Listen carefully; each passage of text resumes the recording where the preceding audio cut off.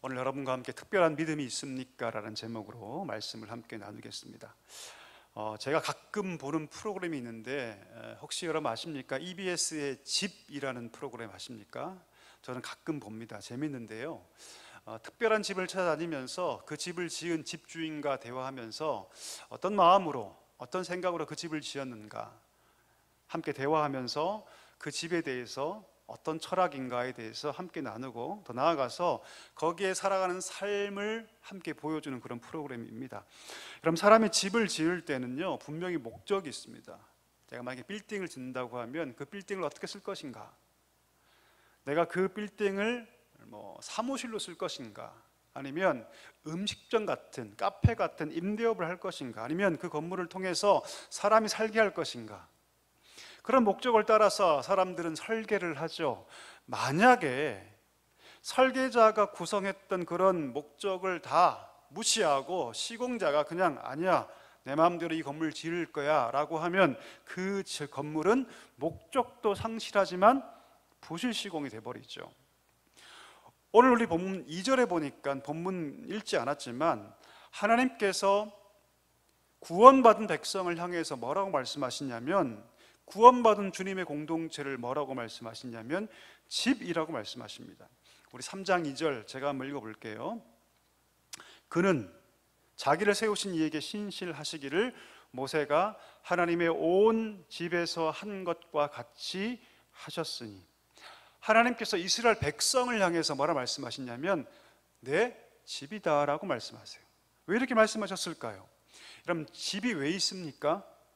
보기 좋으라고? 아니죠. 살기 위해 있습니다. 우리가 왜 집을 짓습니까? 살기 위해서 짓죠.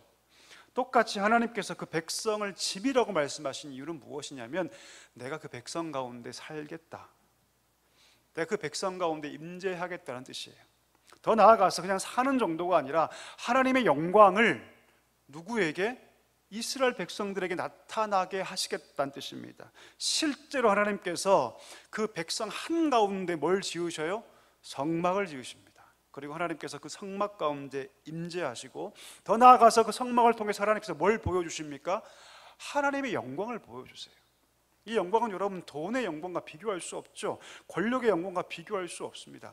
이 땅에서는요 결코 경험할 수 없는 하나님의 영광을 그 성막을 통해서, 하나님의 그 집을 통해서 보여주셨던 곳이죠. 하나님께서 하나님 백성, 거룩하게 부름받은 우리 하나님 백성 안에 하나님의 집, 하나님의 처소를 마련하기로 작정하셨다는 것입니다. 그러면 그렇게 하나님의 집이 된 백성들은 어떻게 해야 합니까? 하나님 말씀에 즐거이 순종하면서 내가 하나님의 집이 되었으니 더 온전하게 거하시기 위해서 날마다 지어져 가야 합니다. 이것이 성도의 목적이고 부름받은 백성의 목적이죠. 자, 그런데 구약에 보면 이스라엘 백성들은요 하나님의 처소, 하나님의 집으로 그렇게 하나님께서 부름받고 세워졌음에도 불구하고 그들은 하나님의 집을 스스로 어떻게 합니까? 구조 변경시켜버려요. 엉망진창으로 만들어버립니다. 더 이상 하나님이 거할 수 없는 지경까지 스스로 불순종하고, 심지어 우상 숭배로 가득 채워서 분명히 하나님께서 설계하시고 분명히 하나님께서 그 집을 내 집이라 말씀하시면서 하나님께서 분명히 목적과 방향을 그 집에 주셨는데, 이 이스라엘은 스스로 구조 변경시켜 버립니다. 여러분, 하나님께서 그 백성 부르실 때 어떻게 부르셔요? 그냥 말로만 부르시지 않죠. 초강대국이었던 그 애굽 속에서 우리가 알듯이 10가지 재앙이라는 위대한 하나님의 기적과, 더 나아가서 홍해를 직접 가르심으로 하나님께서 위대한 기적을 보여주시며 하나님의 실제를 보여주시며 그들을 부르십니다. 그뿐 말입니까? 광야의 길을 걸어갈 때 하나님께서 구름기둥, 불기둥으로 그들을 이끌어 가시죠.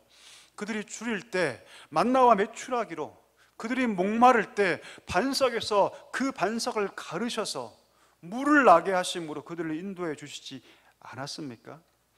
이렇게 놀라운 하나님의 기적과 은혜를 두 눈으로, 두 귀로 보고 들었음에도 불구하고 여러분, 이스라엘 백성들의 믿음은요 뭐와 같았냐면 아침 안개 같았습니다. 그들은 여러분 결정적인 순간에 하나님을 신뢰하지 않습니다. 위기가 닥쳐올 때.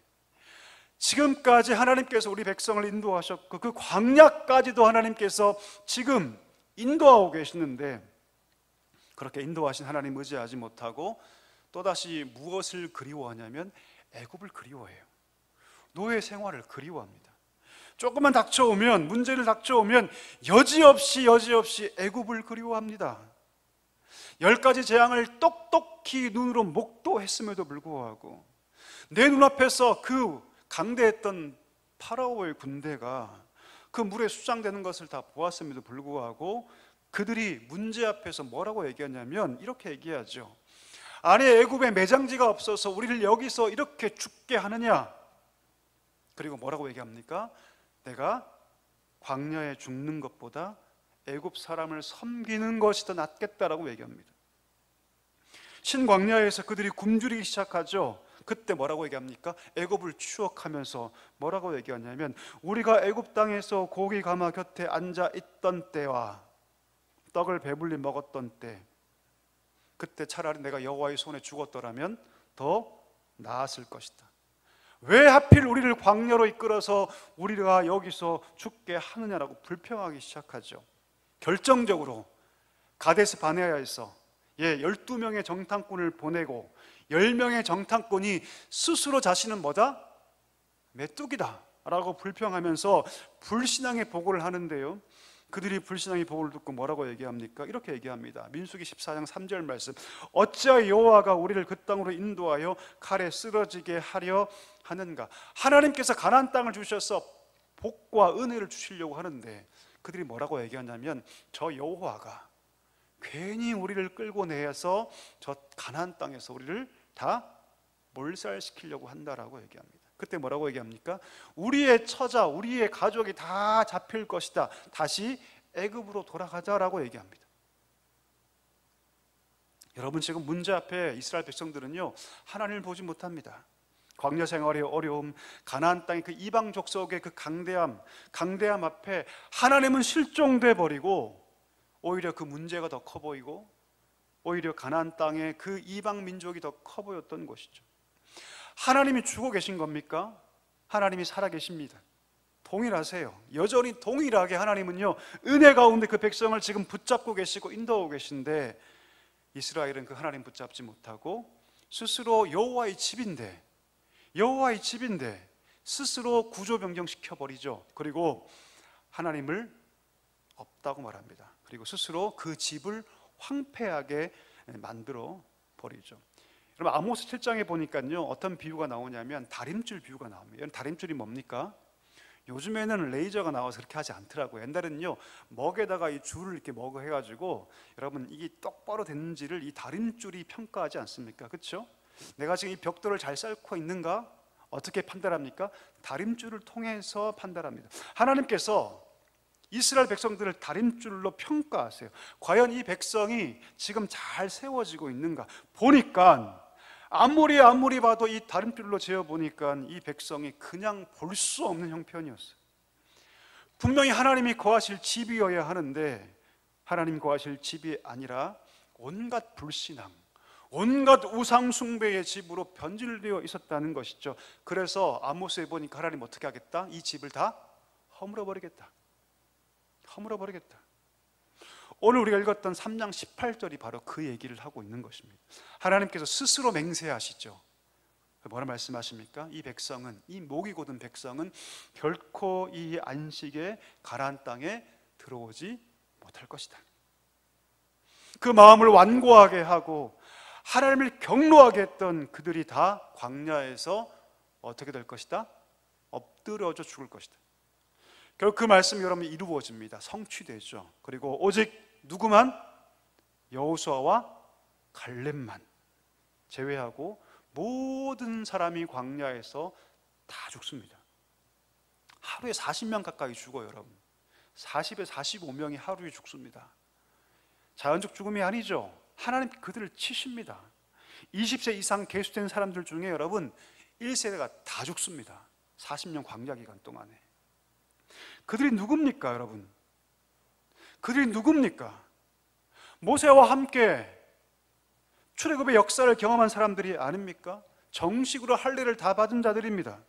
10가지 재앙을 눈으로 목도하고 그 광야에서 내 눈앞에 구름기둥과 불기둥을 경험했던 사람 아닙니까? 그 어느 민족도 경험하지 못한 율법을 수여받은 자들, 하나님께 제사할 수 있는 특권을 부여받은 자들 아닙니까? 근데 그들이 광야에서 다 죽습니다. 한 명도 빠짐없이 다 죽어요. 날마다 곡소리가 들리죠. 오늘 성경에 보니까 히브리서 기자는 그 이유를 뭐라고 얘기하냐면, 그들이 그렇게 비참하게 광야에 죽은 이유는 한 가지다. 무엇이 없었기 때문에? 믿음이 없었기 때문이다. 믿음이 없었기 때문에. 우리 3장 19절 한번 같이 한번 읽어볼까요? 우리 자막 함께 보시고요, 같이 한번 읽겠습니다. 이러보건대 그들이 믿지 아니함으로 능히 들어가지 못한 것이니라. 다시 말해, 그들이 기적도 보았고, 그냥 본 게 아니죠. 내 눈앞에서 들은 것이 아니죠. 내가 다 먹었습니다. 만나도 먹었고 메추라기도 다 먹었습니다. 그 반석에서 물도 다 마셨어요. 그런데 누굴 믿지 않았다? 하나님을 믿지 않았다. 이것이 가능합니까, 여러분? 다 보았는데, 다 경험했는데. 여러분, 그들이 정말 중요하게 여겼던 것은 하나님이 사실 아니에요. 뭘 중요하게 여깁니까? 지금 내 앞에 있는 이 문제만이 중요한 거예요. 그 기적을 베푸신 하나님이 어떤 분인가에 대해서 별로 관심 갖지 않습니다. 당장 내 눈앞에서 발생했던 이 문제가 해결되는 것이 훨씬 더 중요했고, 그 문제를 해결해 주신 하나님에 대해서 그들은 붙잡지 못합니다. 여러분, 우리가 무엇을 알 수 있습니까? 내가 과거에 아무리 위대한 신앙의 경험을 한다 할지라도 지금 내가 하나님 앞에서 이 믿음을 실종하고 있다면, 갖고 있지 못하다면, 내가 과거에 심지어 내 눈앞에서 죽은 자가 일으키는 그런 경험을 했다 할지라도, 내가 정작 그 당사자라 할지라도, 여러분, 지금 내가 하나님 앞에서 이 믿음을 갖고 있지 못하다면 결코 하나님을 기쁘시게 할 수 있다 없다? 없다는 뜻이에요. 하나님 오직 무엇만 보신다? 믿음만 보시기 때문이죠. 오직 믿음만이 하나님 기쁘시게 할 수 있다는 사실을 오늘 본문이 여실히 보여줍니다. 여러분, 예수님께서 3년간의 공생의 사역을 하시죠. 그 3년간 공생의 사역을 기록한 책이 복음서가 아닙니까? 복음서에 보면 예수님께서 많은 사람 만나세요. 그렇죠? 또 많은 장소를 방문하십니다. 예수님께서 만나셨던 사람 가운데 어떤 사람들은 예수님의 마음을 흡족하게 기쁘게 했던 사람이 있는 반면에, 어떤 사람들은 적지 않게 실망시킨 사람들도 있죠. 예수님은 누구에게 감동하십니까? 또 누구에게 실망하십니까? 예, 보통 사람들은 돈 많고, 그렇죠? 막 좋은 차 타고 확 지나가면 와 하죠. 좋은 집에 살면 와 하죠. 예수님께 그렇게 감동하십니까? 아니요, 그렇게 하지 않으십니다. 예수님께서 감동하는 사람의 조건은 무엇이냐면 믿음이에요. 예수님께서 실망하는 조건이 하나 있는데 그게 뭡니까? 믿음입니다. 특별히 두 인물을 제가 함께 소개하기를 원하는데요, 마태복음 8장과 15장에 나오는 두 명이 예수님을 감동시킵니다. 근데 이들이 누구예요, 여러분? 이방인들이에요. 놀랍죠? 유대인이 아닙니다, 여러분. 날 때부터 부모님이 믿었고 내가 할례를 받았고 평생 율법 안에 살았던 유대인들이 아니라 누굽니까? 이방인들이에요. 8장에 보니까 누가 나옵니까? 로마의 백부장이 나오죠. 로마 사람입니다. 백부장이에요. 그에게 한 종이 있어요. 여러분, 그 당시 종은요, 사람이 아니에요. 그냥 물건 같은 겁니다. 물건, 소유물이죠. 그런데 그 종이 죽어갑니다. 그리고 예수님께 가서 종을 좀 고쳐달라고 간청하죠. 여러분, 이 상황이 여러분 특별한 상황이 아니에요. 왜? 그 당시에 예수님께서 마른 자들을 고쳤기 때문에 이미 예수님 주위에는 이런 정도의 간청하는 사람들이 많이 있었습니다. 특별한 게 아니죠.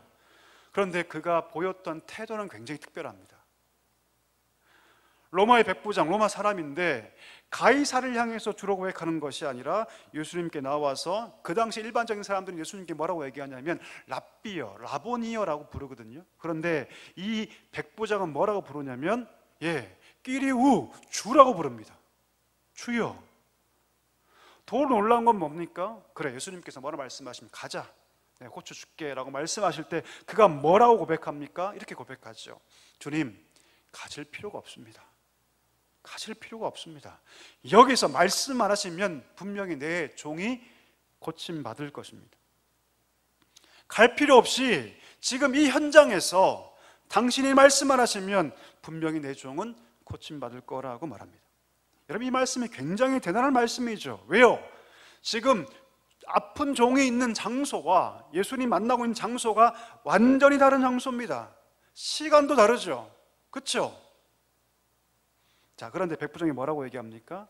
당신이 말씀하시면 그 말씀의 능력이 시간과 공간의 제약을 받지 않을 거라고 말하고 있는 것이죠. 여러분, 성경에서 시간과 공간의 제약 받지 않는 분이 누구밖에 없으십니까?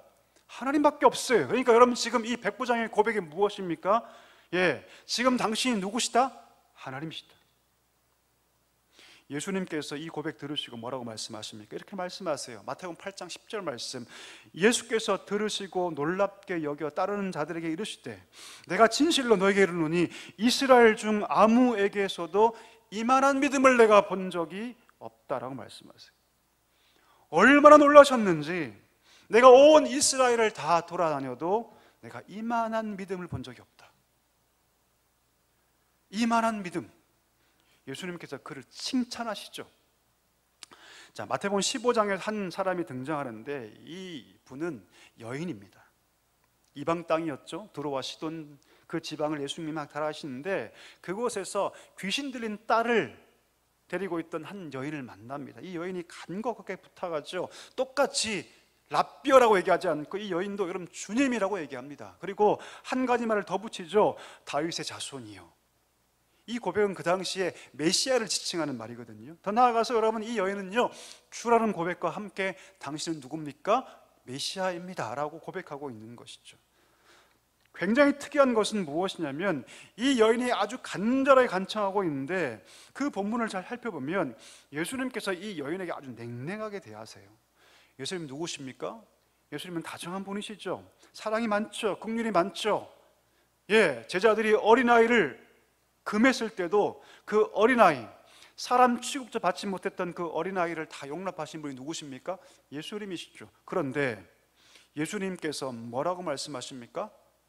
그 여인을 향해서 개라고 말씀하세요. 자녀의 떡을 취하여 개에게 주는 것이 마땅하지 않다라고 말씀하세요. 좀 이상하죠. 우리가 상상할 수 없는 예수님 모습이죠. 굉장히 차갑게 대하십니다. 냉대하게 대하세요. 개라고 말씀하시는 것. 물론 여러분, 그 당시에 이 사마리아 사람들을 보통 유대인들이 개 취급을 했죠. 그렇죠? 그런데 온 세상에 구원을 배우신 예수님이라면 그렇게 부르면 안 되는 거 아닙니까, 여러분? 놀라운 건 그 다음부터입니다. 예수님께서 그 여인을 지칭해서 개라고 말씀하시는데 그 여인이 뭐라고 얘기합니까? 옳습니다. 하지만 개들도 제 주인의 상에서 떨어지는 부스러기를 먹나이다 라고 얘기합니다. 놀라운 고백이죠. 예수님 깜짝 놀라세요. 깜짝 놀랐습니다. 그리고 뭐라 말씀하십니까? 이렇게 말씀하시죠. 이에 예수께서 대답하여 이르시되, 한번 읽어볼까요? 같이 마태복음 15장 28절 말씀 같이 한번 읽겠습니다. 이에 예수께서 대답하여 이르시되 여자여 내 믿음이 크도다. 내 소원대로 되리라 하시니 그때부터 그의 딸이 나으니라. 방금 전까지 그 여인을 향해서 뭐라 말씀하십니까? 개라고 말씀하시는데 여자라요 라고 호칭이 바뀌죠. 그리고 예수님 감동하십니다. 놀라시죠. 그리고 뭐라 말씀하십니까? 네 믿음이 크도다 라고 말씀하세요. 여러분, 유진 피터슨이라는 유명한 목사님 계시죠? 신학자인데요, 그가 메시지 성경을 쓰면서 이 부분을 어떻게 영어로 번역하냐면 이렇게 번역해요. Your faith is something else. 네 믿음이 뭔가 다르다, 특별하다 라고 말씀하세요. 네 믿음이 크도다를 이렇게 번역하시는데 너의 믿음이 특별하다, 너 굉장히 믿음이 특별하다. 다시 말하면 네 믿음은 지금 다 믿음이 있다고 말하는 사람들 아닙니까? 유대인들도 믿음이 있다고 얘기하고 다 믿음이 있다고 얘기하는데 너의 믿음은 특별한 무언가가 있다라고 말씀하세요. 그 믿음은 뭘까요? 예수님이 그렇게 무시하고 등 떠밀어도 그 여인은 가지 않습니다. 왜요? 특별한 믿음이 있었기 때문이죠. 어떤 믿음입니까? 예수님 분명히 내가 끝까지 그분 붙잡으면 예수님 분명히 나를 불쌍히 여기셔서 내 불쌍한 딸을 예수님께서 고쳐주실 거라는 믿음이 그 마음 가운데 있었다는 것이죠.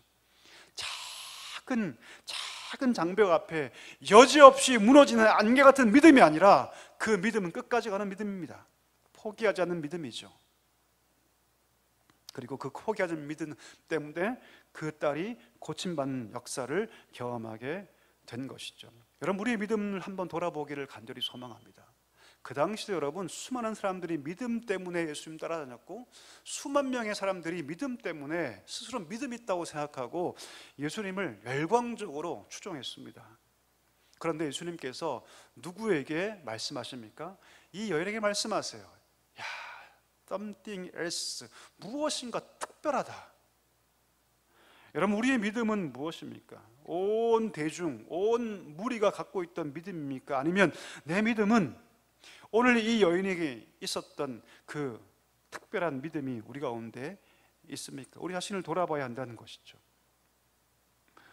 이에 반해서 여러분, 예수님을 실망시켰던 사람들이 있습니다. 그게 누군지 아십니까? 제자들이에요. 제자들. 자, 마태복음 8장에 보니까 제자들과 예수님께서 함께 배에 오르시죠. 그런데 가다가 그 갈릴리 바다에서 큰 광풍이 납니다. 난리가 났죠. 이 광풍이 얼마나 컸는지 바다의 잔뼈가 굵었던 제자들이 죽음의 위기를 경험합니다. 이러다간 죽겠다. 그리고 그때 누구를 기억합니까? 예수님을 기억하죠. 곶물에 예수님께서 베개를 베고 주무시고 계셨어요. 그때 제자들이 막 예수님을 깨우고 막 한탄합니다. 우리를 돌아보지 않습니까? 그때 예수님께서 일어나셔서 뭐라 말씀하시냐면, 어찌하여 무서워하느냐, 믿음이 적은 자들아. 앞서 백부장에게는 이만한 믿음이라고 칭찬하시고, 이 이방 여인에게는 something else는 믿음이 특별하다고 칭찬하셨는데, 3년 동안 함께 동고동락하고 수많은 기적을 보았고 보석 같은 말씀을 들었고 많은 기적의 현장 가운데 한 복판에 있었음에도 불구하고 그들의 믿음은 자라가지 않습니다. 변하지 않아요. 그 자리에 있습니다. 그 믿음을 예수님께서 책망하세요. 3년을 같이 했는데, 심지어 죽은 자가 일으키는 것을 그들이 3번이나 보았는데 그들은 자라가지 않습니다. 똑같아요. 성장하지 않습니다. 한 번도 예수님 본 적이 없던 이 백부장은요, 이만한 믿음을 보여주고 있고, 그 이방 여인은 무엇인가 특별한 믿음을 지금 보여주고 있는데 제자들은 그런 믿음이 없습니다. 여러분 자신을 한번 돌아보기를 원합니다. 여러분 신앙생활 몇 년 하셨습니까? 저는 모태신앙입니다. 오랫동안 했죠. 여러분들은 얼마 동안 신앙생활을 하셨습니까? 그것이 여러분 자랑거리는 아닙니까? 그렇다면 여러분, 내가 신앙생활을 한 만큼 우리는 자라가고 있습니까? 어떻습니까? 하나님께서 우리에게 요구하시는 믿음은 무슨 믿음이냐면 성장하는 믿음입니다. 그냥 그 자리에 머물러 있는 것이 아니에요, 여러분. 머물러 있는 것이 아닙니다. 성장하여서 이만한 믿음이 되는 것을 하나님께서 기대하신다는 것이, 이것이 하나님의 설계도예요. 이렇게 지어져 가야 한다는 것이죠. something else, 여러분, 특별한 믿음을 가지게 되는 것, 이것이 하나님의 설계도예요. 하나님의 우리 건축의 목적이라는 것이죠. 하나님 이 시대 가운데 누굴 찾으십니까? 능력 있는 사람, 돈 많은 사람 아니에요. 착각하지 마세요. 그럼 찾지 않으십니다. 사람들은 여러분, 돈 많고 힘 있고 능력 있는 사람들 좋아하죠. 왜 좋아합니까? 능력 있는 사람이 그 일을 할 거라고 믿기 때문입니다. 능력 있는 사람 옆에 있으면 나도 그 일을 통해서 무엇인가 이득을 얻을 거라고 생각하기 때문에 능력 있는 사람을 좋아하죠. 그런데 하나님은요, 능력 있는 사람을 찾지 않으십니다. 누구를 찾으세요? 믿음 있는 사람을 찾으시죠. 왜요? 여러분, 신앙이란 무엇입니까? 신앙은 여러분, 내가 하는 것이 아니라 누가 하는 거예요, 여러분? 하나님이 하시는 것이기 때문입니다. 이게 신앙이에요. 그래서 여러분, 내가 하면 내게 영광을 취하겠지만 신앙은 하나님이 하신 일들을 보게 되고 그 일들을 통해서 누구에게 영광을 돌리는 겁니까? 하나님께 영광을 돌리는 거죠. 그래서 하나님은요, 이 시대를 깨우시고 이 시대 가운데 하나님의 역사를 나타내고 싶어 하실 때 유능하고 능력 있는 사람을 세우시는 것이 아니라, 많이 배운 사람들을 하나님께서 세우시는 것이 아니라 누구를 세우시냐면 믿음 있는 사람을 세우세요. 내가 너에게 필요한 것은 능력이 아니라 무엇이다? 믿음이다. 홍해 앞에 이스라엘 백성이 서지 않습니까? 홍해 앞에 인간의 힘으로 아무것도 할 수 없습니다. 어떻게 그 홍해를 가르겠습니까? 댐을 세워서요. 지금 당장 내 뒤에 지금 적군이 달려오고 있는데 어떻게 그걸 하겠습니까? 그때 하나님께서 뭐라 말씀하시냐면 두려워하지 말고 너희는 가만히 있어서 오늘날 여호와께서 너희를 위해서 행하시는 구원을 보라. 뭐라 말씀하시냐면 가만히 있으라 라고 말씀하세요. 가만히 있으라. 이 홍해 앞에서 너의 능력과 재능과 지혜를 검증하라 말씀하지 않으세요. 가만히 있으라. 그리고 오늘 내가 너희를 위해서 하는 그 일을 보라고 말씀하세요. 내가 너희를 위해서 일을 할 테니, 내가 너희를 위해서 오늘 역사할 테니 그 하나님을 믿으며 바라보라. 왜요 여러분? 그것이 믿음이기 때문입니다. 오늘 이스라엘 실패가 바로 여기에 있죠. 광야 생활 가운데 갑작스럽게 찾아오는 인생의 위기 앞에 그들은 가만히 있지 못합니다. 여호와의 구원을 보는 것을 실패하죠. 이것이 그들의 실패의 핵심입니다. 광야의 추위, 배고픔, 그 위기 앞에서 흔들리는 갈대가 되는 것이 아니라 뚝심 있게 나무처럼 서 있어서 그래 하나님께서 우리 백성을 구름 기둥 불 기둥으로 인도해 주셨지.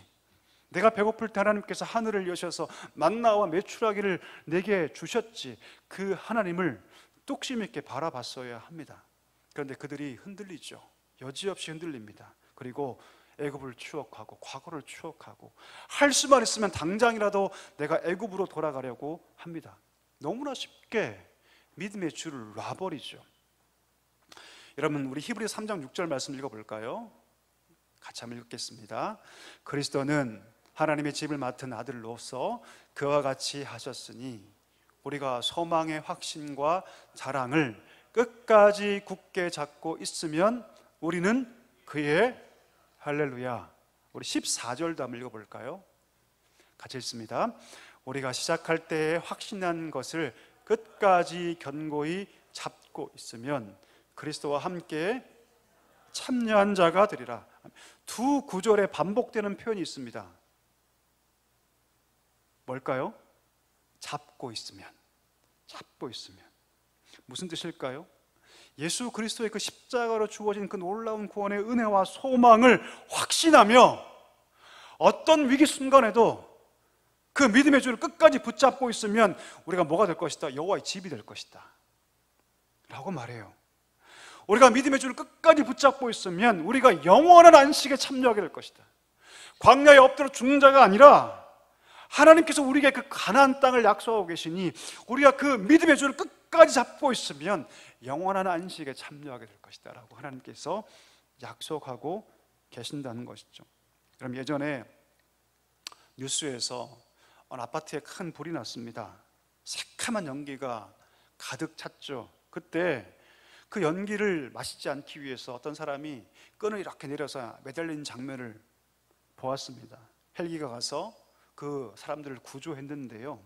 여러분, 매달린 그 사람에게 그 줄은 어떤 줄일까요? 생명줄이죠. 그 줄을 놓으면 바로 죽습니다. 바로 죽어요. 그 줄은 여러분 붙잡아도 되고 안 붙잡아도 되는 그런 줄이 아니죠. 그 줄은 생명줄이죠. 믿음 무엇입니까? 생명줄이에요, 여러분.